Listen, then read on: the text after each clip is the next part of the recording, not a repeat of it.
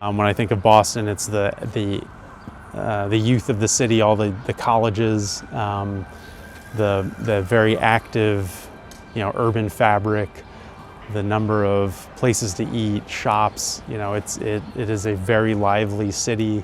That's why I love it. I think that's why people come here. It is on a smaller scale, when compared to other large international cities. It feels very small, but that's one of the charming things about it. I will say, working in Boston, you're always encountering this history. A lot of the historic city was preserved.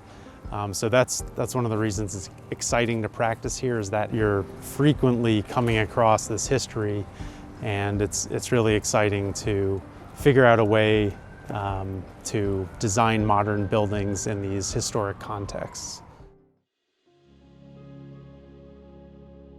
Here at Brookline High School, the town back in 2015, 2016, there was about 1,800 students going to school here.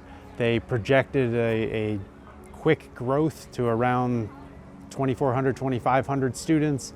They knew that those kids were in kindergarten, were going to get to high school, so it was time to expand the high school. The last renovation project here was in 1996.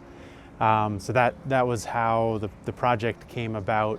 And it was a true expansion, multiple projects, including a renovation of Cypress Field.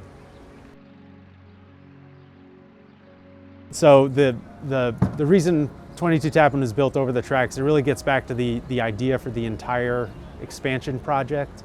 There were limited sites to build, and most importantly, there's this historic field that's been a part of the high school. The actual historic part is Cypress Playground, which is the first dedicated playground in the United States.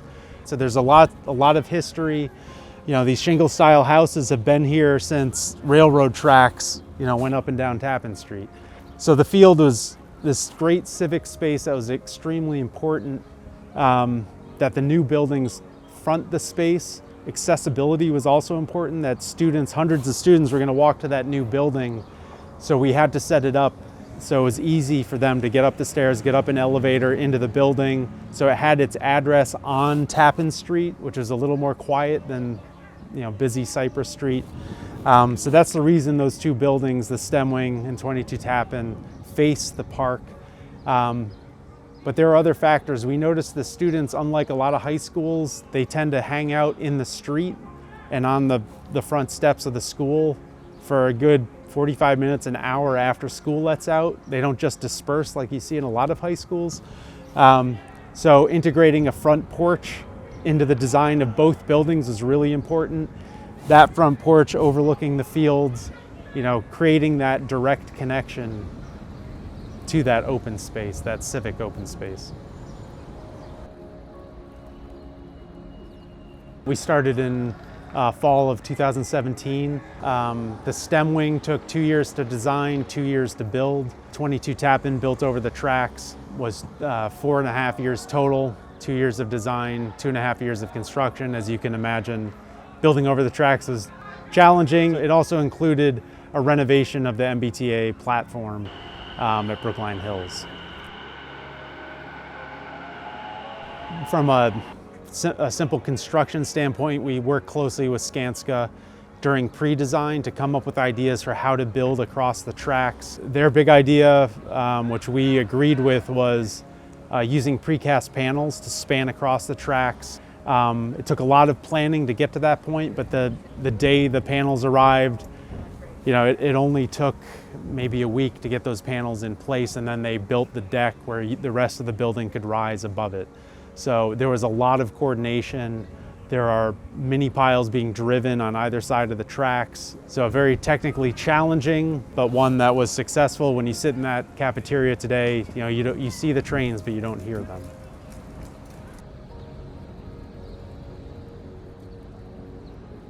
Yeah, when it came to the materiality of the buildings, we wanted to feel like it's part of the Brookline High School campus, so brick was really important. But as we walked around to the existing buildings and you look closely, the brick is different. These buildings were built over different periods of time. Transparency, protection from the rain, creating visually something that looks like a major entrance, that provides rain cover, provides a place for students to hang out. That was really important, and that's what led to what you see on the front of the buildings. So that openness, trying to make it look and feel welcoming to the students, to the faculty, people working here, but also the townsfolk who come to visit the building for events, for performances. That grand stair is covered by a canopy that cantilevers in two directions. That's actually where the longboard is. We specified the longboard because it's no maintenance. It's the light fur product we used, but it's light. There's some variation to it. When you're walking up the stairs, it kind of follows that New England tradition of the wood ceiling in your entry porch. That's kind of where the materiality came from for these buildings, really trying to make both buildings fit in with the campus. In our office, we always talk about designing places where people want to be. When it comes down to materials, the design of the spaces, a lot of natural light, warm finishes, bright colors. The natural light's critical. You want to design spaces that are filled with natural light. They're places where people want to go, want to learn. There have been countless studies about students, aptitude, willingness to learn, escalating when they're in spaces that are well lit. The transparency is important as a public face to the community, being inviting, not looking like a fortress, but being inviting and welcoming, being able to see what's going on in the activity of the school.